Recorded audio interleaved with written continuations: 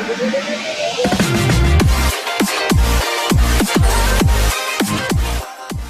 and gentlemen, on behalf of Ambit Capital, I would like to thank the management of Tech Solutions for giving us the opportunity to host 4Q FY18 earnings call.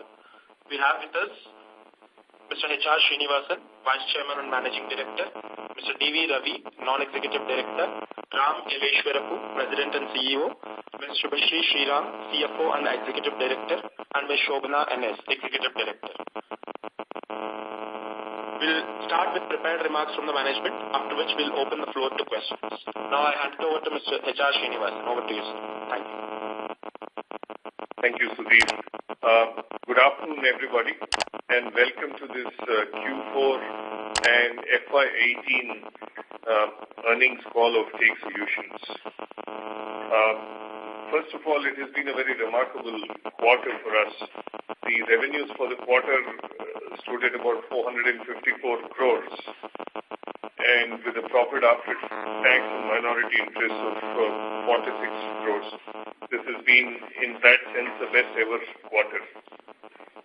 The growth rate for the quarter, Q-on-Q, has been 11.25%, and year-on-year has been close to 28%. And if you look at it annually, we've reported revenues of 1,587 crores, which is in rupee terms up 18% year-on-year. But in dollar terms, it's about 22.5% year-on-year. So in dollar terms, we've maintained the growth guidance that we had of being in the 22 to 24% range. So it's been an extremely strong quarter, and primarily driven by the growth of the life sciences business. I have to call out that the life sciences business is showing a compounded annual growth rate of over 30% over the last 3 years. And if you actually look at the last 12 quarters, the compounded quarterly growth rate is 8.37%. The order book has had a pretty decent uptick.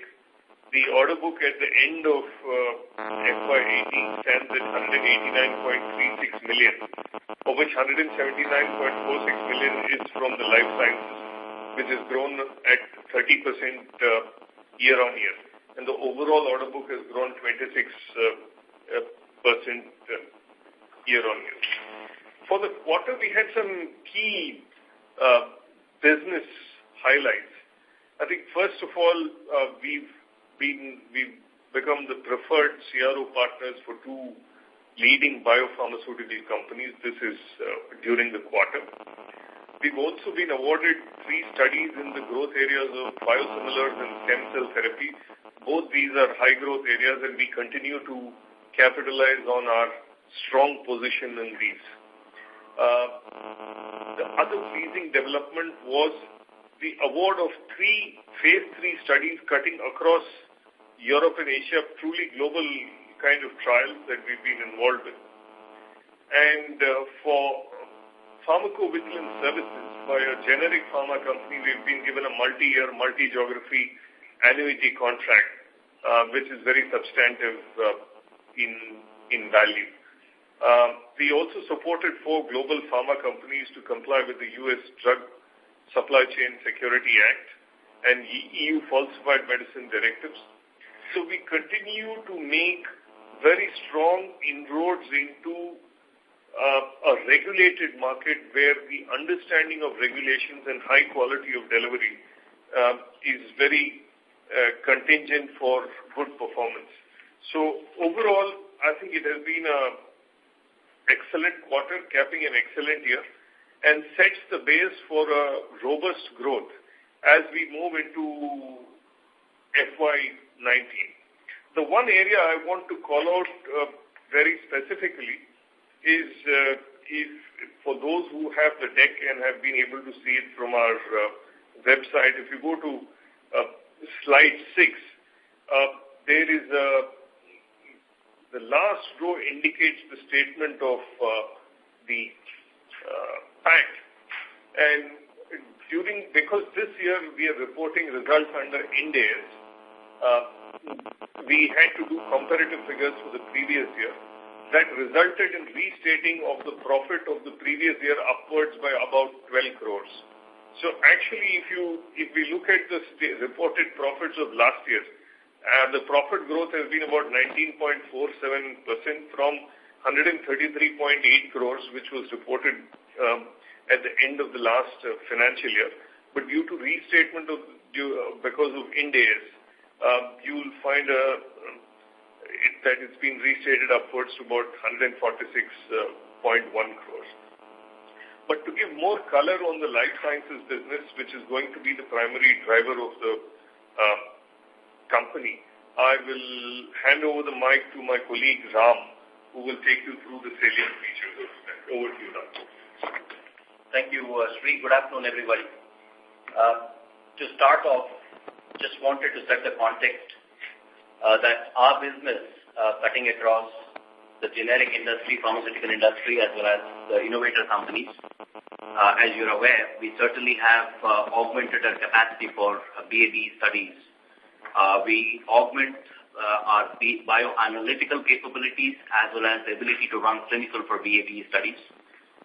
We are excited about certain complex molecules and some complex methodologies that we have been given a chance to perform studies for. And these are in the areas of asthma and diabetes, and we're extremely excited about the value addition to the company because of such rich experience. Within the clinical trial domain, we of course continue to win phase 2 and phase 3 studies as well as phase 4 interventional and non-interventional studies. And that cuts across Asia and Europe and continues to have a very steady pipeline and a steady build-up of the order book.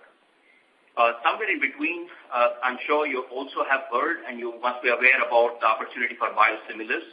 We're extremely excited about the growing pipeline of biosimilars and the very targeted focus of several biotech companies and pharmaceutical companies to go after this premium pipeline of biosimilars.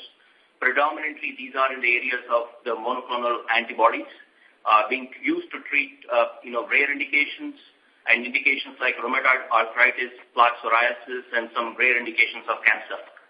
We are extremely excited that the company continues to accumulate rich experience across a range of these indications, and our pipeline is growing substantially in this area. In addition to MABs, we also have experience in EPOs and some insulin kind of projects as well. And our bioanalytical capabilities we are looking to expand into the areas of biosimilar bioanalytics. Having said this, as you're also aware, between clinical to our regulatory PB and our GX verticals, we have 3 different offerings we've been going to market with: a core service offering, a set of technology solutions, and process consulting. Across this grid of 3x3, we continue to check off boxes. We've been doing a steady amount of account management and careful customer account planning. And with a very dedicated research around the heat map for each of these accounts, we have been diligently pursuing account by account by account, and there is a significant traction of revenue growth and momentum within several of our marquee accounts. All these certainly reflect in our results for the quarter as well as the full FY, and as we look ahead, we are extremely positive that this momentum will continue to set the tone for future growth. I'll take a quick moment here to talk about the trends that are shaping the industry. And just to put a couple of points out there, digital R&D is reshaping the world of clinical trials. Real-world evidence will drive the design of clinical trials of the future.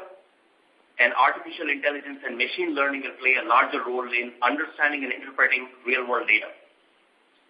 The good news is our company has been focused. We are one of the early adopters of all of these concepts.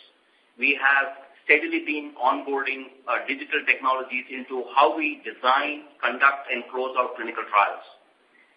We are also very aggressively looking at opportunities for fetching data from electronic health records and medical records. This is exactly where real-world evidence gets captured. It's in a scenario where a physician is actually prescribing to a patient, and the symptoms and the prescriptions are being captured in the EHRs and EMRs along with the medical conditions.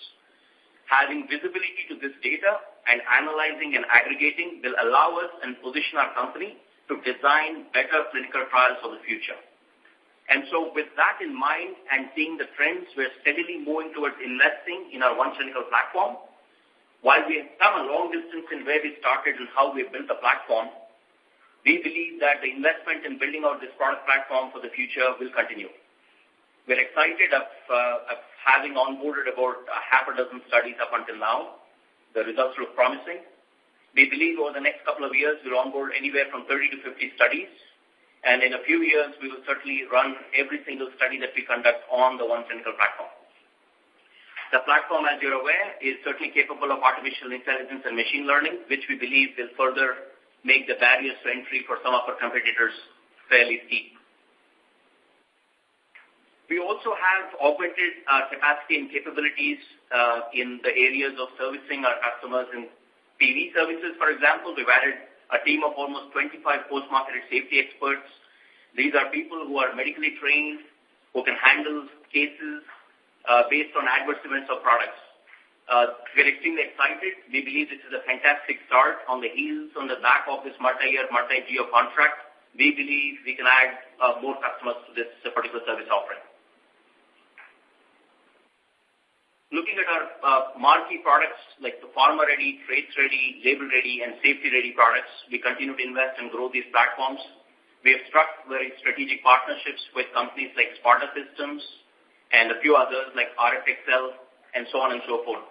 And with each of these partnerships, our intent is to really integrate our software platform with some of these strategic partnerships or the partner software, and we will continue to invest and grow this both in terms of augmenting the features and functionality of our platforms, as well as adding subject matter experts. And talking about subject matter experts, we've added quite a few, almost half a dozen medically trained professionals for performing medical reviews and medical monitoring activities.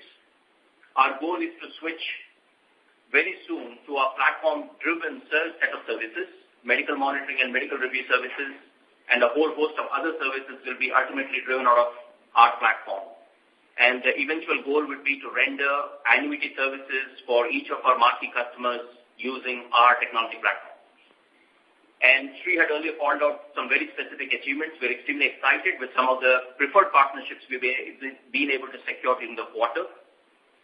And given the momentum and the frequency and the intensity of conversations we're having with several of our customers, we believe that the preferred partnership methodology is the right way to go, and we sincerely believe that we will be continuing to add to this preferred partnership, roster over the next couple of quarters. Studies cutting across Asia and Europe signify the fact that certainly I think we are being looked at as a very viable vendor partner for our customers, and our capabilities are certainly being recognized very well by the market. We look forward to certainly establishing a track record of success in the coming years and hope to build on this momentum and success. Thank you. Over to you. Thank you, Ram. Just before I pass it on to questions, in the area of supply chain, we've been able to divest our business in the Middle East. The rest of the businesses we are trying, but we've not made healthy progress there as yet. But hopefully during the course of this year, we'll be able to move the needle substantially there as well. I think with these, the comments of the management at this point of time, we would like to open the floor to questions. Thank you.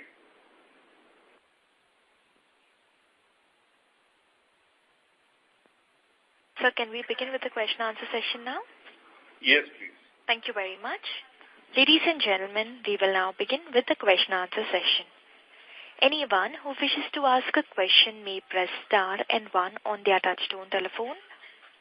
If you wish to remove yourself from the question queue, you may press star and 2. Participants are requested to use handset while asking a question. A reminder to the participants, if you have a question, you may press star and 1 at this time.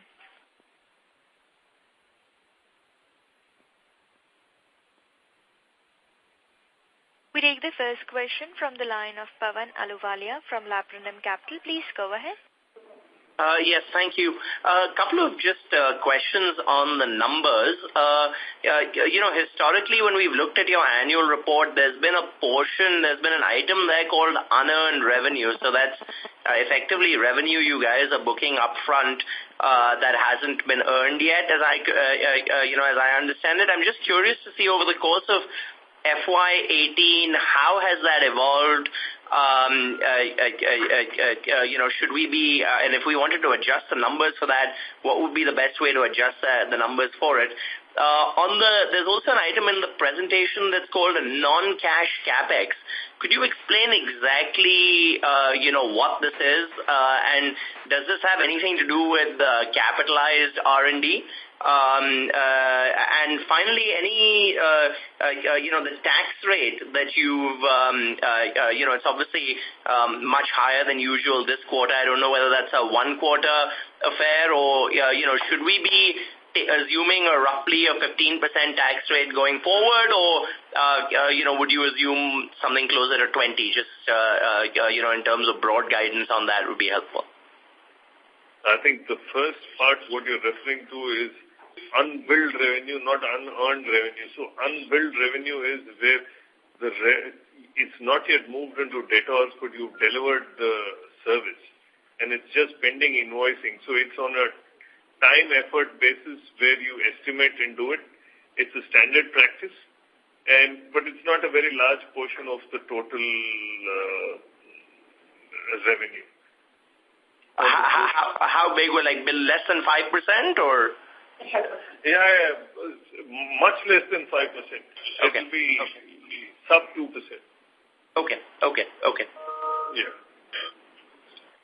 And then on the as far as the non-cash, it is actually the depreciation portion, depreciation and amortization, which is part of the total expenses. So the 52 and 104. The 104 is what has come through the P&L. But in the cash flows, on the slide where it has the cash flow statement, it looks like that 100 is actually a cash outflow, right? The fund flow statement. Yeah, there's a breakup. What a breakup is, this 152 is total investment. And right. What has gone through the P&L is 104. So, sorry, so you actually... The fresh investment is 152. Yes. And the 104 is the depreciation for the year, P&L. Okay, so that's not necessarily related to this capex. This is just total overall depreciation in the P&L. Absolutely. Okay, perfect. And on the tax rate? I may not be able to comment at this point in time whether this is a one-off. But yes, we are, as we have stated earlier, we are likely looking at this to be at 15% or below. I think we have sort of hit the thing at 14.9. We will evaluate and try looking at better opportunities in different geographies to keep at least our thing is to keep the tax rate below 15%. Okay, thank you. Thank you. We take the next question from the line of Agastya Dave from CAO Capital. Please go ahead. Thank you for the opportunity, sir. Sir, if you can describe your sales cycle, how is that looking like? How long is it taking for you to close your sales process? What is your success rate like? Where are you failing? Where are you gaining ground? On what parameters? How is your implementation cycle looking like? You mentioned that you have $189 million of order books. So by when will this flow in through the revenue? And generally, what kind of lag we can expect between booking and realizing? And on your project side, how many deals did you close in total for the entire year? And what was the average size? And how is that changing? Because you mentioned during the presentation that it seems that a lot of capabilities are getting added. So is that translating into bigger deals and better deals? And finally, you mentioned machine learning and other new age technologies that you're into. So can you describe a bit more about your competency in deep learning and machine learning as such? what kind of resources you have in place, are the products and services completely developed, and what percentage of your manpower is capable of providing these services? Thank you. Okay, now these are maybe 20 questions in all, so I don't know whether I'll remember all the sequence, but I'll try and do as good a job as I can. And if I've missed anything, then you can always point out at the end that I've not answered a particular data point. So as far as the sales cycle is concerned, most of our business is repeat business. Almost 90% of our customers are repeat customers, so we get orders of different nature from them. And that relates to either the type of trial or type of functional service that we do for them. So it would be inappropriate to draw that it's the start of a sale and an end of a sale at a cycle. Most of these are MSAs on which we operate, so we have a very sticky customer outlook. We have added more than 22, 23 customers during the course of the last FY. Primarily, they were logos in the small and medium category. And that is generally the trend, and you will see that in a slide, the client concentration, therefore, would have come down from about 31 to about 25%, the top 10, because the small and mid-pharma seem to be occupying very strong space, both in functional services and in the phase 1 and 2 trial segment. Now, it is very difficult to give an average size because it depends on the type of service. So we've this time given a breakup of what the clinical bucket looks like, what the regulatory bucket looks like, and what the safety PV or consulting bucket looks like.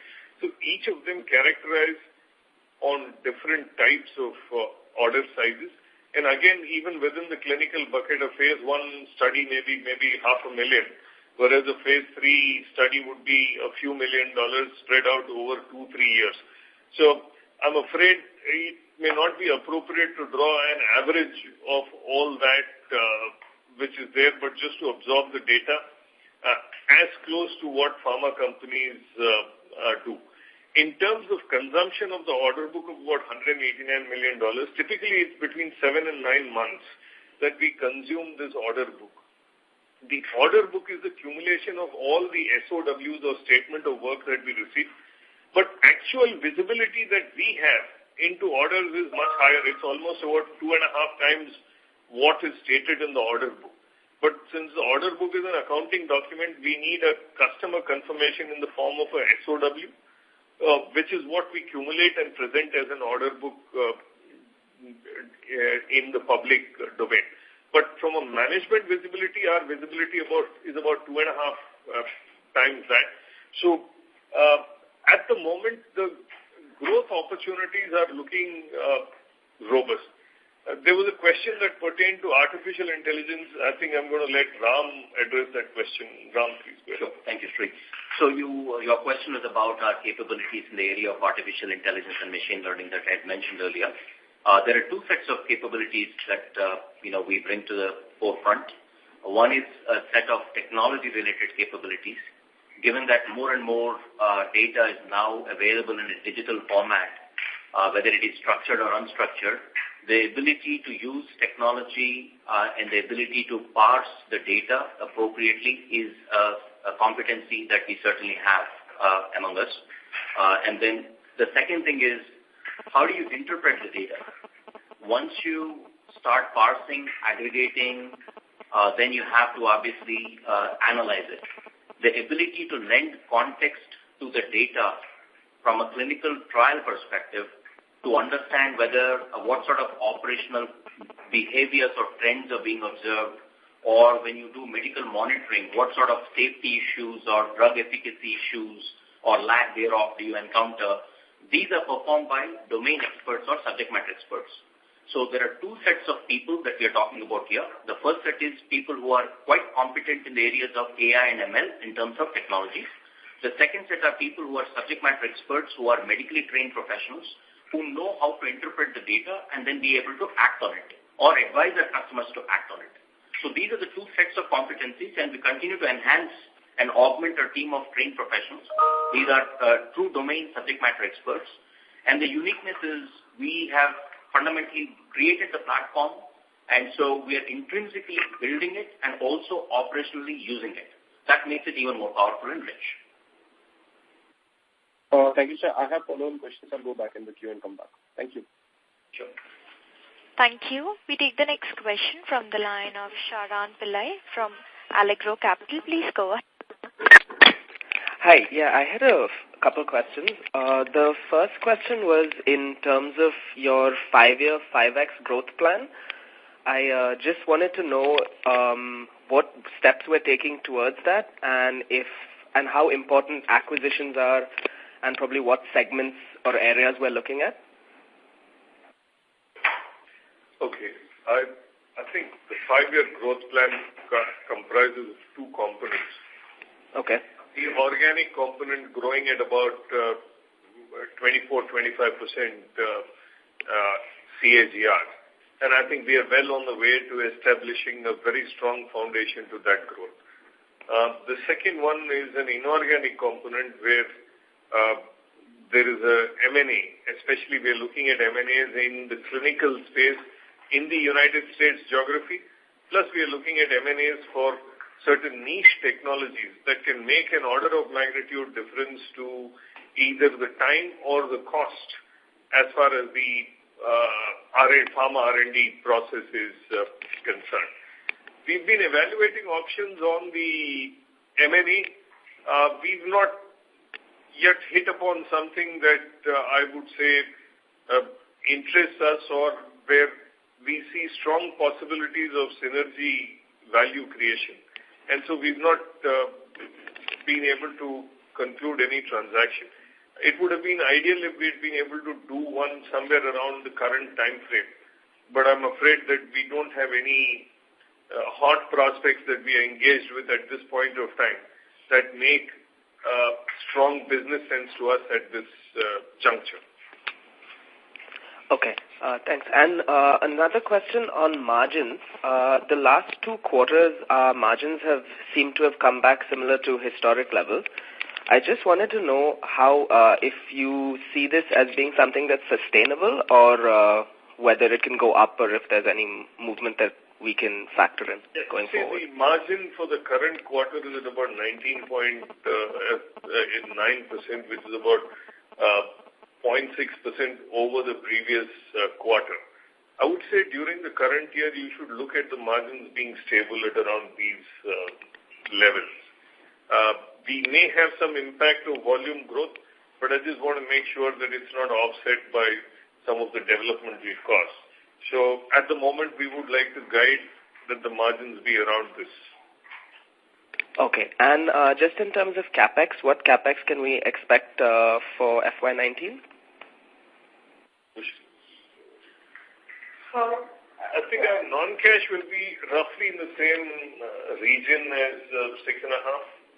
I think with our focus, the increased focus being on the clinical space and looking at certain requirements for expansion and existing facilities as well, I think we will still continue to be on an incremental investment, and that's probably we will continue for a year or 2 more.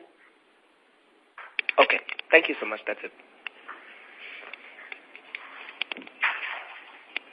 Thank you. We take the next question from the line of Apurva Prasad from HDFC Securities. Please go ahead.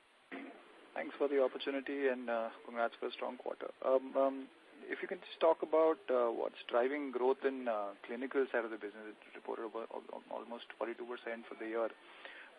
And if you can provide some outlook out there, that'll be great. And also on the regulatory side, can we sort of build in a similar growth rate going forward? Yeah. Ram, you want to take it? Sure. So the growth in clinical, let me address that first, and then I'll go on to addressing the growth in regulatory and TV. So clearly, I think on the clinical front, we are certainly witnessing growth in the areas where many of the customers who are historically looking at just BAB studies, looking at patient PK studies, which are from a materials perspective, larger contracts. They're also obviously higher revenue generators for our customers. So there is a natural propensity for these customers, given the margin squeeze that they're experiencing on the pure generic side of it. They are trying to do more patient PK studies. We as a company, of course, have had strong credentials and background and experience in running clinical trials. So running patient PK studies is something that we're extremely comfortable with, number one. The second thing is, if you look at innovator companies which are driving a lot more phase 2, phase 3, and phase 4 studies, there has been an increase in volume of the number of studies that companies have been conducting. Especially, beyond approval, there is also an increasing need being felt, both in terms of regulators demanding it, also customers fundamentally sensing the need to do most post-marketed safety or efficacy studies. So overall, there's been an increase in volume of the number of clinical trials being conducted. Yeah. So one parameter is clearly the growth in volume, A, patient PK studies by the pure generics, 2, the number of phase 2, 3, and phase 4 studies also going up in volume. The second dimension is across what therapeutic areas or indications. We as a company have experience across 18 different therapeutic areas, and some of these are in leading areas where indications like oncology, cardiovascular, ophthalmology, so on and so forth, which are some of the high investment areas that are happening. So we've been looking steadily and actually building a robust pipeline and an order book on the back of very strong expertise in running clinical trials for a variety of different companies. I also earlier mentioned about biosimilars. The way biosimilars work in terms of regulatory requirements is they need a phase 1 study and a phase 3 study. Now, if you look at our experience in having run phase 3 for innovator companies, we are very ideally poised to take on the biosimilar phase 3 studies also. Very, very adequate in terms of our capabilities in that area. So we see a strong growth in patient PK, number one. Number two, the typical phase 2, 3, and 4 from innovator companies. And the third bucket is the phase 3 for biosimilars. So if you aggregate all of this, there's been a steady increase in overall number of trials being conducted and our own market share within our customers, as well as, of course, we're adding on new logos. When it comes to regulatory, clearly there's been a significant amount of consolidation, and it continues to happen. A lot of large companies, especially in the generic side, continue to consolidate. Even on the innovator side, there is increasing demand for post-approval support, regulatory publishing, whether it's document submission or document publishing or submission publishing, or labeling and artwork management, track and trace and serialization. So there's a number of these areas that are demanding attention, all because of two factors. One, a demand by regulators for enhanced compliance and adherence to these kind of regulations that are falling in place. Number two, it would be a consolidation and an aggregation of the demand at the customer end, and they are fundamentally looking for a vendor partner who understands this business extremely well and can actually conduct their business of post-approval support on the reg and PV side very efficiently. So on the regulatory, two drivers of growth. One is regulatory push and new regulations in markets like US and Europe. The second is an initiative where they're trying to aggregate the demand at their end and looking for a vendor partner that they can potentially outsource to. Hope that answers your question. Right, that's very helpful. Thanks. But with this and with the order pipeline that you have, are you confident of similar level of growth for both clinical and regulatory for FY19? Yes. Okay, great. And just one last bookkeeping from my side. So how should I look at the depreciation and amortization line item going forward? It's at about 6.5% of revenue. I think it will stay at the same levels. Okay. Thanks and all the best. Thank you. We take the next question from the line of Neerav Dalal from Maybank. Please go ahead. Thank you for the opportunity. Few questions.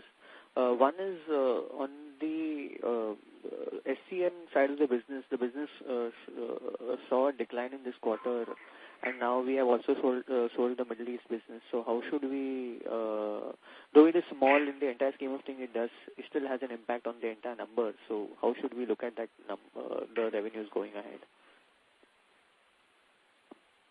First, I would say that it would remain at the current levels. It may be just in terms of there may not be a significant increase to that business.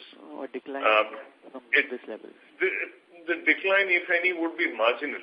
Okay. What I would hasten to add is as we move ahead, it will become sub 10% of the business very soon. Even as of now, for the whole year, it's about 12%. So it should very soon be sub 10%. So that's where it is. But the key is that we're making all efforts to sell the remaining portions of the business, and hopefully we should have something moving there. No, because where I'm going to at is that the Middle East business was about 6-7 million on a yearly basis, and that was sold towards the end of the quarter, so I think end of March. So the entire impact of that, whatever 2.5 million will come in from the first quarter, correct? Correct. Yeah, okay. So outside of that, so that would be one impact that would come in. Okay. And second thing is on the growth. No, come again. See, what is remaining in the SCM business, which should come annualized this year, is roughly around $25 million, would still be on the books.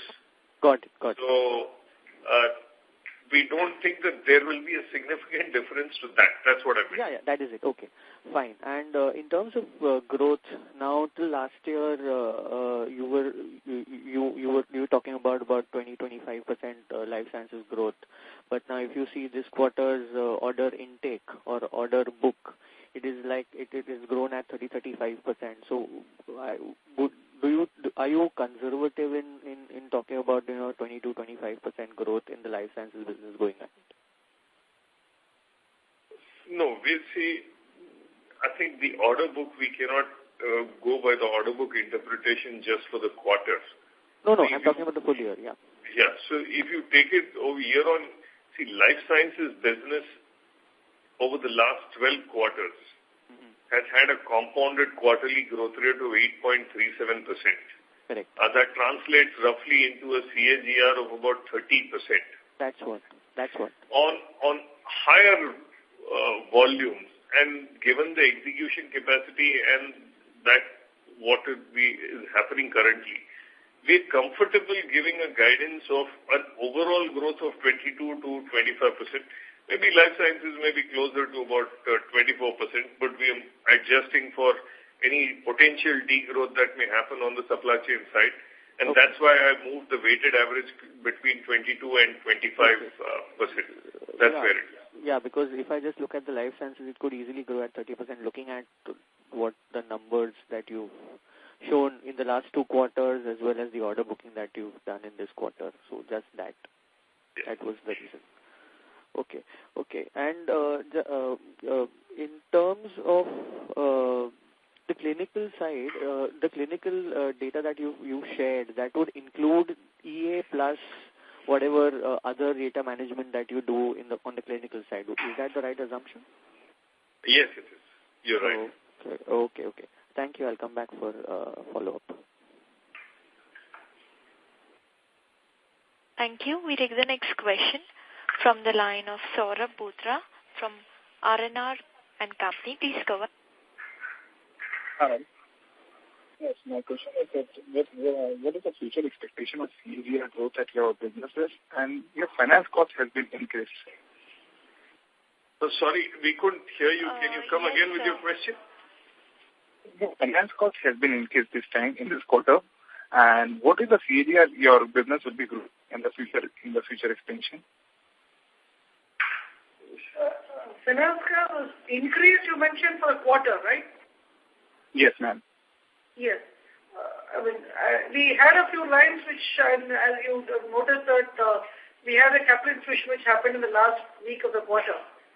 So there was I think we were looking at, and the utilization was slightly at a higher level. And there were also a few loans which got closed in the first week of quarter, and there were initial processing fee and others which got booked during this quarter. Okay. And what was the second part of the question? My second part of the question is, what are the CAGR at the business will be growing at the future? Areas of. Yeah, you mean geographic area? Yes, ma'am. Yes, sir. See, we're primarily U.S.-centric company, so 80% of our revenues come from the U.S. So we believe that will continue to be the dominant geography, followed by Asia-Pac, because the order book build-up in Asia-Pac is very good. So that would be the way it would grow. Okay. Thank you, sir. As far as the interest, I actually would have looked at it that as compared on a year-on-year basis, yes. with the lines being tied up, there has been a reduction in interest cost. Okay. So the interest expenses has come down. It is on the quarter we had a certain fresh drawals, and that had a one-time impact. Okay, thank you. Thank you. We take the next question from the line of Nikhil Upadhyay from Securities Investment. Please go ahead. Yeah, hi. Good afternoon, sir, and congratulations for a good set of numbers. And hello? Yes, go ahead, please. Sir, basically a few questions. One, this is for you, sir, on acquisitions, because if I go by last quarter's call, and we were quite confident that probably it seemed like we were quite close to closing few acquisitions, and we raised the capital also pretty quickly. In these 6 months, has there been any fallout in terms of some of the deals, or there is some change on the valuations where we are finding it not too remunerative? Because as you mentioned that some of the things are not playing out, probably in FY19 we will be looking at some acquisitions and closing the acquisition. So just wanted to understand your perspective as to what major changes you have seen. So there are a few. You're right. I think we were perhaps in the last call perhaps closer to an acquisition than we are today. And it's very important for us to take the decision on a few fronts. One is what is the synergy value of the business that we have. Sometimes as you move closer to the business and develop a sharper understanding, if you find that the synergy value is not commensurate to the monetary value you're paying, you may want to revisit that acquisition. So such things happen. The next one is what is the medium to long-term shareholder value creation that we can do, and what is it that we should be doing as prudent shareholders. So sometimes there is there are value drivers both in terms of immediate opportunities and in terms of what is in the best interest of the shareholders in the medium and long term. So sometimes they don't match. So acquisitions are really an issue, besides many things are an issue of timing. So we are engaged with more than half a dozen companies at this point of time, having discussions. What I only meant to say is that there is nothing in a mature state where we see the immediacy of a transaction. That's what I was trying to do. But it's not that we're not looking at acquisitions. We're certainly very actively scouting for acquisitions in the spaces that I've stated. Hi, this is Ravi here, Nikhil's colleague. Just a follow-up on this, and why, was the dilution done in such a, rushed manner? I'm just trying to, kind of understand the background, because we diluted almost 12% of the equity of the company. So, could we have waited for the dilution when the M&A took place, or if you could just share some, light on that? See, all these are... when you look back, I think we can make you can never get the timing right. In hindsight, we can always address several things. See, you need to be prepared for an acquisition, and there is a currency that is required. Given the size we are, even when we go in for an acquisition, it is impending upon us to prove that we have the wherewithal to make the acquisition, and that is when the negotiations actually move into the place. So I don't think that we were in a hurry to dilute. We diluted at a price that was at a premium to not only the market value, but at a premium to the last QIP that was there. Pref was the fastest way of doing it. So we took a considered view at that point of time. So that's what I would say. I think that if we recreate the scenario of February or March, we would still be doing the same. So our decision won't be any different. Secondly, this is for Subhashri ma'am. Ma'am, on the tax rate, I didn't get it properly. So if I go for FY19 or forward, although we've always mentioned we will try to keep it below 15%, but how should we understand our tax rate? Would we be able to retain at 15%, or do you see some issues where we might be seeing some higher tax rate? We should be able to look at it at still maintain at 15. I think we still have certain geographies where there are options, there are benefits which still we can avail of. And as I've said in the last couple of quarters, we are definitely looking at opportunities, looking at ways and means to curtail it and leave the gear at 15%. So I think that is what we are looking at, and I should be able to maintain that. Okay.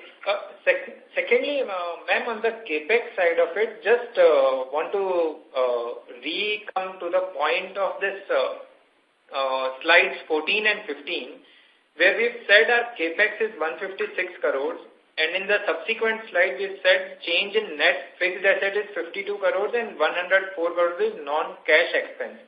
So if I understand correctly, 104 crores is the product or the software development cost, which is equivalent to the depreciation, and the actual investment in the fixed assets is only 50 crores. Is that the right way to understand? No, not that way. It is just that 104 is depreciation stroke amortization, and total investment is 156, and therefore net block increase is 52. Then why are we calling it total CAPEX? As in, why are we including that in the total CAPEX? So it is total investment 156 crores. Gross block addition is 156. So gross block has increased by 156 crores, but parallelly depreciation has increased by 100 crores. So net CAPEX is only 2 crores. Is that? Yeah, that's right.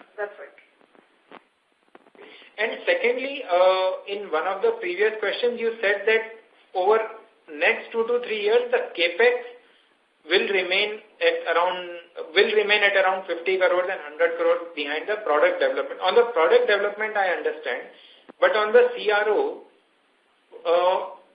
because we first had the facility from Enron, and then we opened a new facility in Chennai last year. So are we looking at a few more facility openings over the next 2 to 3 years for the CRO, behind which this 50 crores of CAPEX will go, and post like 1 or 2 years down the road, this investment behind fixed assets will go up and the investment behind the product development will continue? See, there are a variety of reasons for the CAPEX. It is not only the facility for the CRO. So the facility for the CRO is certainly one. If you look at the year that went by, there are expansions, physical expansions that have taken place in about 5 offices. In Frankfurt, in Berlin, in Princeton, in Bogota and Colombia. There's been a Chennai facility. There has been a Bangalore expansion. So now, when we expand the facility and when we add to clinical facilities, we are also adding to equipment. It is not only, so there are lab equipments, LCMS, MS machines, ICPS machines, and these are all expensive machines that come in for analyzing samples. So those go at, see, I think we should look at CAPEX in the context of what is the growth rate. If life sciences is delivering a growth rate of 30% CAGR, it can't be without any form of investment that goes into it. So the way I would suggest we look at it is what is the investment that is going into it and what is the growth rate that it is having. So if the overall growth rate is at a very healthy rate, then it can only be possible if there is an investment into this business, and some of which is capex in nature. No, why I'm coming from, sir, is because if I look at our investment, because we are a technology now a CRO dependent facility. One side of investment is the investment which we are doing in terms of upgrading our products like one clinical or pharma ready and launching the new versions of those products with additional features. I'm just trying to understand on the fixed asset side of the investments, because over the last 3 or 4 years, if I look at it, and if I divide our investment in terms of cash flow behind fixed asset and behind product development cost, the fixed asset investment is it has been around 250 to 300 crores cumulatively over the last 4 to 5 years. That's why I'm trying to understand that what kind of these investments are and how should I understand it over the next 3 or 5 years. That's why I was trying to understand how this breakup is going to sustain. So we will have to look at these investments. So if you look at the non-cash, it will continue to be at about 6 to 6.5% of revenue. But if you look at the addition of net block or capex beyond that in terms of hard infrastructure, I would still estimate it to be at about 3.5% of revenue. And that would largely be addition to facilities, addition to lab equipment, and addition to some of these certifications which go along with the lab equipment and the audited facilities, the audited data centers. For example, now we have a new EU data regulation that kicks in from 25th of May, the GDPR regulations. That makes compliance so much more stringent. So there have to be special protection for that. So you should add another 3.5% of revenue for hard capex of that kind. Question? Thank you. Sir, I would just... Sure, I'll come back. The question queue. Thank you very much. Before we take the next question, I would like to remind all participants, please limit your question to 2 per participants as we have people waiting in the turn. Next question is from the line of Rajiv Agarwal from Sterling Capital. Please go ahead. Sir, I want to know what is the revenue contribution from biosimilars at present? What percentage of sales? And can you give me the exact figure, if possible? I think we won't have an exact number on the biosimilar in terms of revenue contribution over this call, but we can try and get that across to you. But in terms of market share, no, we don't want to hazard a guess on a number that we can lay our hands on. We can only say that about roughly 7% of all the biosimilar R&D work that's being done out of India gets done by us. That we can say with certainty, but the number we'll have to come back. Okay, thank you. Thank you. We take the next question from the line of Suhani Joshi from Edelweiss. Please go ahead. Hello, good evening, sir. Congratulations to the entire team for such good results. So my question is on, you mentioned that the margin levels, you expect them to be at a similar level for the year going ahead. So wanted to understand, are there any other one-off expenses which we are expecting going ahead and the trend of other expenses as such, because that keeps on going up QOQ. So just wanted some clarity on that. See, there are no immediate one-off expenses that we anticipate. However, we are anticipating a lot of addition to the management bandwidth, a few more people joining us at the senior levels in US and Europe as we continue to expand our business. So there is an effectiveness curve for anybody who comes in. It will take about, even the best, take 3 to 6 months to become effective. So I'm just trying to say that there may be some capacity buildup of people ahead of demand. And that's why I've left the EBITDA line where it is. If that does not happen, obviously you're going to see a uptick in the EBITDA line like you've been able to see in this quarter, where the revenues have grown, there have been no significant addition to costs. So it's just a matter of prudent guidance that we've used that, I've used that term. Okay. And another question is, on a the year-end basis, we've seen the debt going up. So I just wanted some, why has the debt gone up in spite of equity infusion? These were the debt programs which we had originated and initiated beginning of the year. And they're all long-term debts with a 5-year cycle. So I don't think that the equity which was done was actually infused for a specific end use of an investment, and definitely not going towards working capital for on the existing business. So there were two different initiatives, and long-term debts drawn with not that we could be able to pay off or settle. Okay. So this debt was... These debts are at a coupon of about 5%. And they're overseas loans, so they're not rupee debt. And it can't really be squared off using any equity issuance that's happened here. Okay. Oh, so this debt is mainly being drawn upon for funding the increasing business requirements, right? Working capital requirements. Okay. Okay. Thank you. Thank you. We take the next question from the line of Pavan Aluwalia from Laburnum Capital. Please go ahead. Yes, just wanted to follow up on the human resource issue. So you've been talking about your plans to beef up the senior management team. Could you give us some visibility on the positions that you're looking to fill and the timeline over which you would want to be filling those? I did note Ram's comment that you'd hired a few, medical professionals, which is obviously helpful. But it would just be useful to get some perspective on the slots needing to be filled and the timeline on which you'd like to fill them, at least for the high priority ones. So, two key slots that have been filled, but people are yet to join, or they would be joining in the next month or so, would be a global clinical head and a global QA head. Oh, you've made both those hires already? Yeah, we've made the hires. They will be on board during the course of this quarter. Excellent. And we've also hired a new global head of marketing who's already onboarded.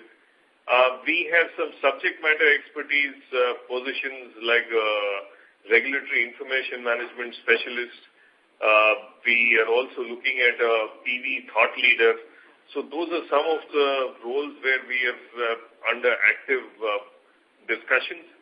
We are also because our U.S. geography is growing so fast, we may add to having a North America sales head, for which again discussions are ongoing. So there are a few positions like this that are open, but we've been fairly, all the significant hires have been made, except the global HR head, which we may look at sometime in the near future.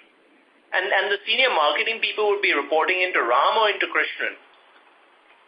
No, they would report into Krishnan. Okay, thank you.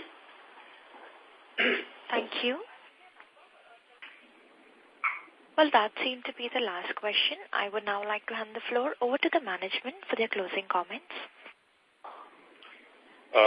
Ladies and gentlemen, on behalf of the management of Take Solutions, thank you very much for being on the call and asking these questions. My team and I are available for any further discussions or questions, and please feel free to write into us. Thank you once again. Have a good evening and a great year forward. Thank you.